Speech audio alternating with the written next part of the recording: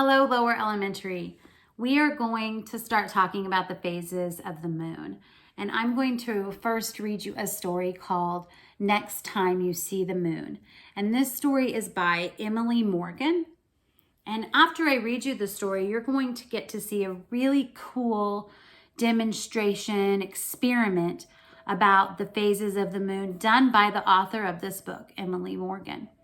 And both of these videos are going to really help you understand what those words mean as you are filling out your moon phases chart. Next Time You See the Moon by Emily Morgan. Next time you see the moon, look carefully for a few minutes. How would you describe its shape? Does it look like a glowing circle, a tiny sliver of light, or something in between? Have you ever recognized a pattern to the moon's changing appearance? The moon's beauty and changing shape have inspired art, music, poetry, and storytelling throughout history. Have you ever wondered why the moon appears to have different shapes at different times of the month? Because of its orbit. The moon's orbit is the path that the moon follows as it travels around the earth. The moon's different shapes or phases have to do with this particular location in the orbit. The moon makes no light of its own. It reflects the light from the sun. So does Earth and all of the other planets too. Half of the moon is always lit by the sun. But when that lighted half, that lighted side faces away from Earth, we can't see the moon at all. And we call that phase the new moon. As the moon orbits Earth, a few days later, we can begin to see a tiny sliver of the lighted side, a crescent moon. As the moon continues on its path around Earth, day after day, we see a little more of the part that reflects sunlight. When we can see half of the lighted side, we call this a first quarter moon. When the moon's place in its orbit allows us to see more than half of the lighted side, but not quite the whole thing, it is called a gibbous moon. Several days later, we can see the entire lighted side of the moon, a beautiful full moon. As the moon continues in its orbit, we begin to see less of the side that's reflecting sunlight. We see a gibbous moon again, but this time the light is in the opposite side of the moon.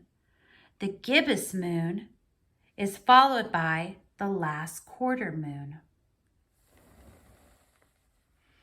A few days later, we can expect to see another crescent moon. After that, we are back to a new moon, and then the cycle begins again. If you keep track of the moon phases for a while, you will discover that it takes about a month, actually a little more than 29 days, to observe all the moon's phases.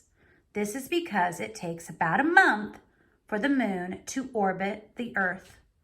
So when you look at the moon today, know that you will see that same phase again about a month from now. The phases of the moon always occur in the same order.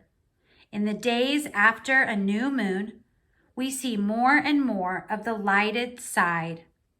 We say the moon is waxing, which means growing. Of course, the moon is not actually growing. We are just seeing more of the lighted side as the moon orbits the Earth. After the full moon, we begin to see less of the lighted side.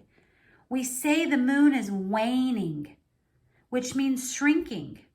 We see less and less of the lighted side until we are back to the new moon, and the cycle begins again. All of these changes happen because the moon is orbiting the Earth. The moon always orbits in the same direction and takes the same amount of time to circle the Earth. So the phases of the moon are regular and predictable. In fact, scientists know what the moon phases will be on any given date, even thousands of years into the future. Isn't that amazing? And this is a moon phases chart. It gives the month and the day. When you see the moon at night, it is definitely the brightest object in the dark sky, which is probably why we notice it more at night than during the day.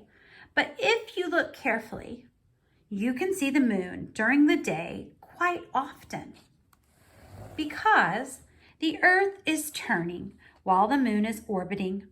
Moonrise and moonset times are different each day. Sometimes the moon rises at night, and other times it rises during the day. One thing always remains the same. The moon rises in the eastern sky and sets in the western sky, just like the sun and stars, because the Earth always turns in the same direction. So the next time you see the moon, remember that the shape you see depends on where our moon is in its orbit around Earth. Half of the moon is always reflecting light from the sun, and we can see different parts of that lighted side of the moon as it travels around our planet. Isn't that remarkable?